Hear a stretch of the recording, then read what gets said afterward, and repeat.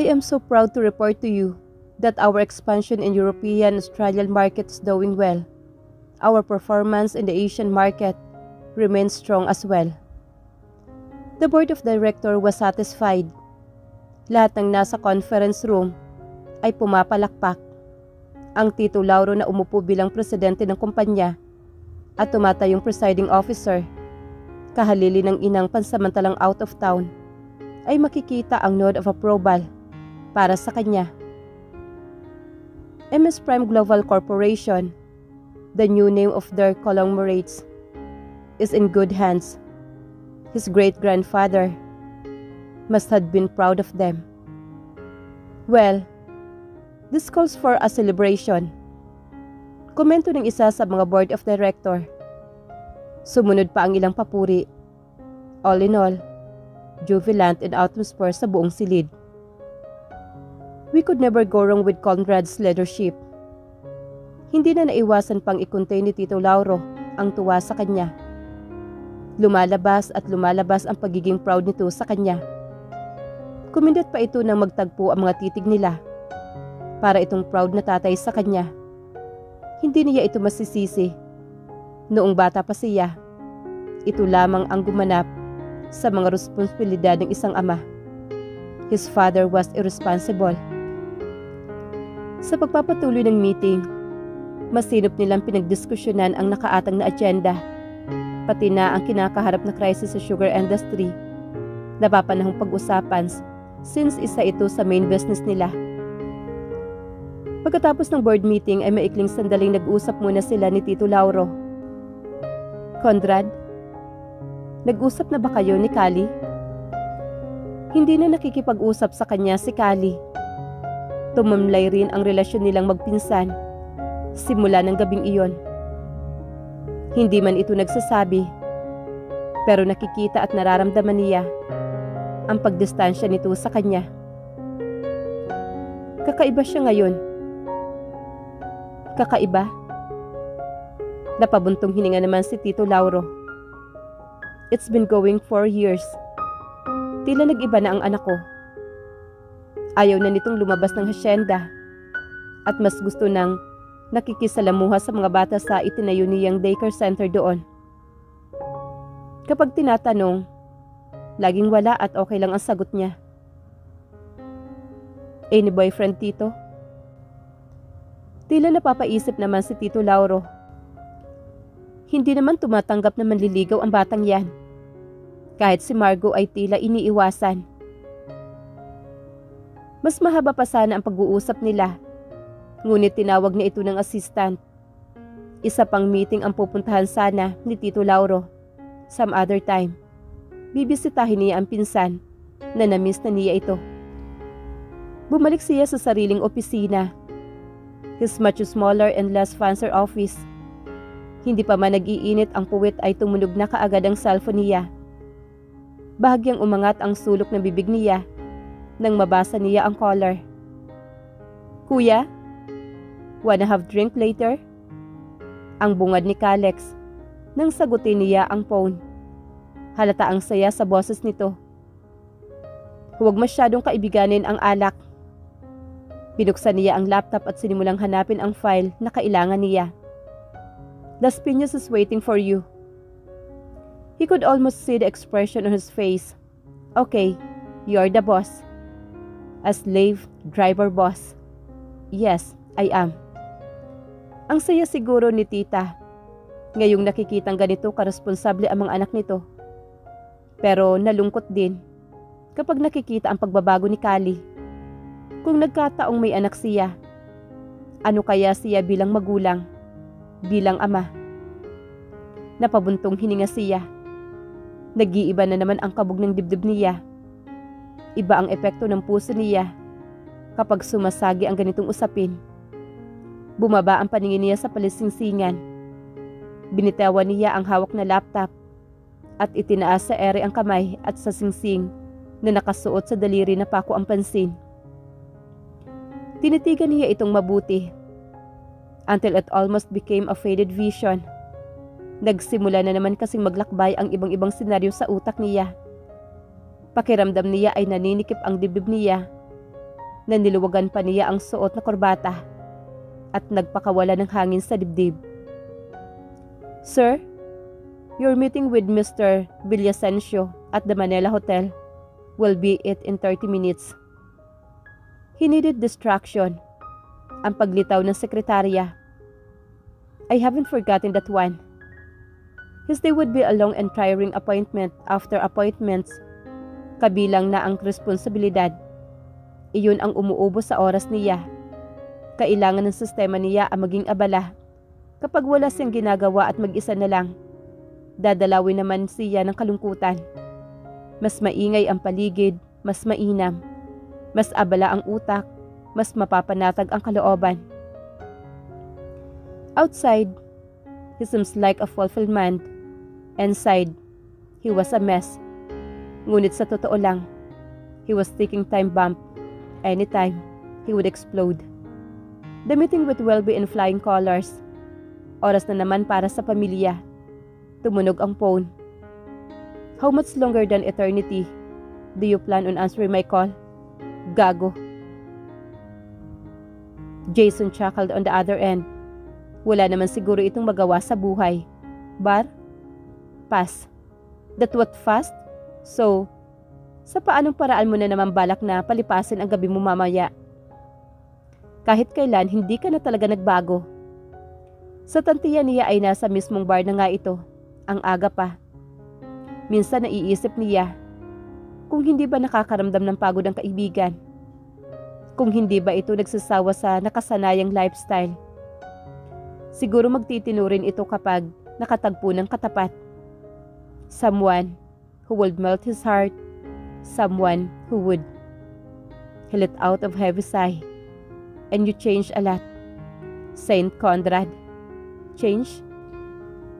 Kung sana lang ginawa niya ito na mas maaga. Sana. Napakaraming sana. Minabuti niyang tapusin ang pag-uusap at nag-concentrate na lang sa pagmamaneho. Ilang minuto pa ay nakahimpil na ang sasakyan sa labas ng mansyon. Habang naglalakad papasok sa mansyon, bit-bit ang isang bungkos ng bulaklak at basket ng fruits. Hindi niya maiwasang balikan sa alaala ang maraming mahalagang alaala sa utak niya. Ang masaya niyang kabataan, ang kakaibang adolescence, his wedding. "Good evening, sir." Nasa harapan na pala niya ang katulong. "Good evening." Ibinigay niya rito ang mga bitbit na prutas, ngunit hindi ang bouquet. "Si Mami." "Nasa kitchen, sir. Naghahain." Ilang oras pa kaya na nakarating ang ina galing Palawan para sa kasal ng anak ng kaibigan. Suot pa rin ito ang mga alahas nito. Malamang na hindi pa rin ito nakakapagbihis at pinatungan na lang ng apron ang damit. The kitchen smells so nice. Kare-kare ang sa tingin niya ay pinagkakaabalahan ng nanay niya. Ang paborito ng kanyang lolo.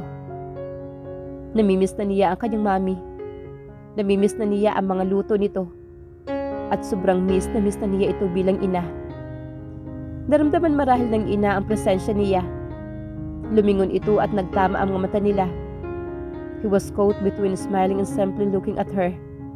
Bumaba ang tingin nito sa malawak at hawak niya, ngunit hindi ito kakikitaan ng kahit na anong reaksyon. Bagkus binalingan nito ang katulong at may iniutos. Tumango naman ang huli rito. Bahagyang gumalaw ang kanyang ina at tinitigan siya nito na malamig.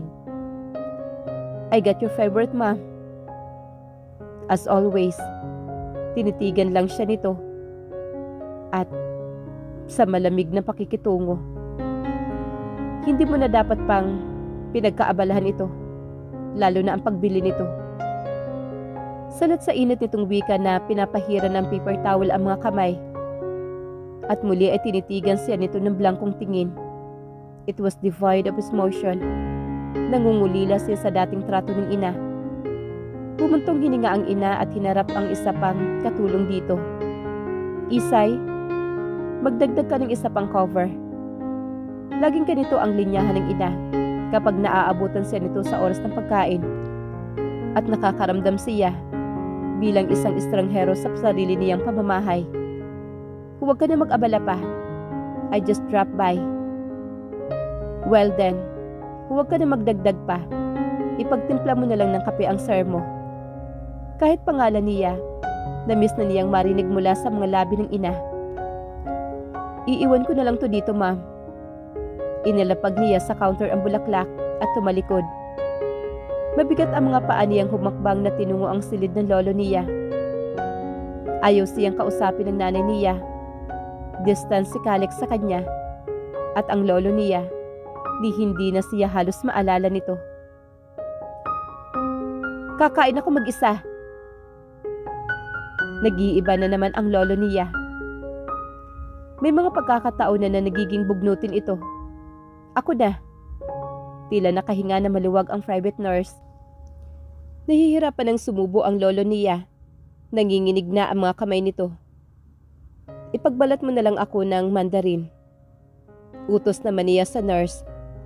Sumandok siya ng oatmeal at iniumang sa bibig na matanda. Tinitigan muna siya nito ng mataman bago ibinuka ang bibig upang tanggapin ang isinubo niyang pagkain. Ganoon ang ayos nila hanggang matapos itong maghapunan. Kapag inaalagaan niya ng ganito ang lolo niya, gumagaan ang kalooban niya dahil nakakabawi siya kahit papaano sa mga panahon. Sa ibang bagay niya itinuon ang malaking bahagi ng oras niya. Kasama mo ba ang apo ko? Napapikit siya. Ilang beses na ito nagtatanong tungkol doon. Pinainom niya ito ng tubig gamit ang vending straw at nanatili munang tahimik. Si Phoenix, si Thaddeus, si Madison. Napahinto siya sa ginagawang pagpupunas ng gilid ng bibig ng lolo niya at napatitig dito. Kumakalikot na naman ang kirot sa dibdib niya sa bawat beses na binabanggit ng lolo niya ang mga pangalang iyon. Simula noong atakihin ito 5 years ago, wala na itong ibang bukang bibig kundi ang mga binabanggit na pangalan. They thought it was a fatal. Pero by miracle, nag-survive ulit ito. Those names na laging binabanggit ng lolo niya ay they became his motivation to live more. Umayos siya ng upo at hinawakan ang kulubot na palad ng lolo niya. Gusto kong mabuhay ka pa ng mas matagal, lolo. Kasama mo ba ang apo ko? Yung apo ko sa tuhod? Instead, tanong muli sa kanya ng lolo niya. Nang hindi niya masagot kaagad ang tanong ay malungkot nitong ibinaling ang tingin sa maliit na paper match figurine na hugis aso. Nakapatong iyon sa estokador. To the eyes of many, ay napaka-ordinaryo niyon. Pero para sa lolo niya, it was a key possession. She made that for me. Wika ng lolo niya. Kukulayan pa raw namin yan pero hindi na siya bumalik. Tuwi din itong tumitig sa kanya. Ilang taon na bang ulyanin ang lolo niya? Minsan pumapalya na ang memorya nito at hindi ka agad nakakakilala. Ibalik mo siya dito, Conrad. Gusto kong tuparin niya ang pangarap niya at yung mga pangako niya. Gusto niyang sabihin na tila ba para rito ay napakadali lang na gawin na pabalikin ito. Kung saan-saan na siya naghanap, lahat ay ginawa na niya. Yes, I will bring her back home, Lolo. No matter what. It was a promise not only to the old man but to himself. Doon lang napanatag sa lolo niya. Dahan-dahan itong binatawan ang kamay niya at tumitig ito sa kisame hanggang sa pumikit ito at makatulog. Hinalikan niya ito sa noo at lumabas. Sa komedor siya dumiretso. Sir, nakahanda na po ang hapunan. Nakahanda na ang lamesa. Kanina pa, para iyong piyesta sa dami ng pagkain. Ang tanging kulang na lang ay ang mga kakain. Si Mami, nasa itaas ho, sir. Umakyat ka agad matapos maghayin. Sumasakit daw ho ang ulo. Napatitig naman siya sa chandelier, sa mataas na ceiling. Mga bituin ang nakikita niya roon. Tila mga bituin sa farm. Lahat na lang ng bagay na nakikita niya ay may pinapaalala sa kanya. "Sir?" Untag naman ni Isay sa kanya. "Kayo na lang ang kumain. Ayain mo ang ibang katulong." Walang lingon-likod siyang tumalikod at binagtas ang kinaroroonan ng sasakyan. May saya sa dibdib niya kaninang pagpunta pa rito. Pero sa bawat pag-alis niya, sa bawat pag-iwas ng nanay niya sa kanya, ipinapaalala lang, lalo kung gaano siya nagkamali noon. Tila ba ipinapaalala sa kanya kung paano at kung paano siya naging gago. Dapat lang sa'yo yan. Dapat lang sa'yo to, Conrad. Kulang pa. Kulang na kulang pa. Binuhay niya ang makina at pinaharurot iyong papalayo. Inukupa ng kakaibang katahimikan ang buong biyahe. Nagpatugtog siya. Gusto niya na lang ng ingay. Nakakabaliw ang katahimikan. Pumailan lang ang pick-up na kanta. It was a country music based sa timbre na lang ng gitara sa entrada. Pero iba sa inaasahan ang lumilitaw na kanta. I left out on the cloud of tail lights and dust. Left? Hindi dapat siya umalis. Pero ginawa niya. Umalis siya. Pero bumalik siya. Bumalik siya kung kailan huli na. Don't you think I don't have regrets? Regrets? Habang buhay niyang pagsisisihan yun. Mariin na naging pagpikit niya. Mas napadiin masyado ang hawak niya sa manibela. Nagrambulan na naman ang lahat ng emosyon sa kanyang dibdib. Para na iyong sasabog. Dinala niya iyon sa bibig at dinampian na magaang halik. Na sana lang dumating yung araw. Nabigyan siya ng pagkakataon na mahalikan niyang muli ito.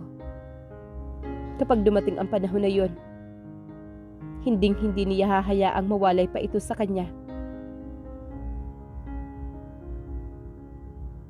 Habang nabubuhay siya, nawala ito sa tabi niya.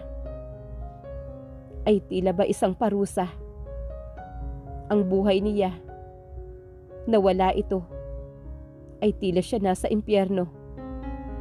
Totoo nga ang kasabihan, nasa huli ang pagsisisi. I promise, I will get you back, Mira, no matter what.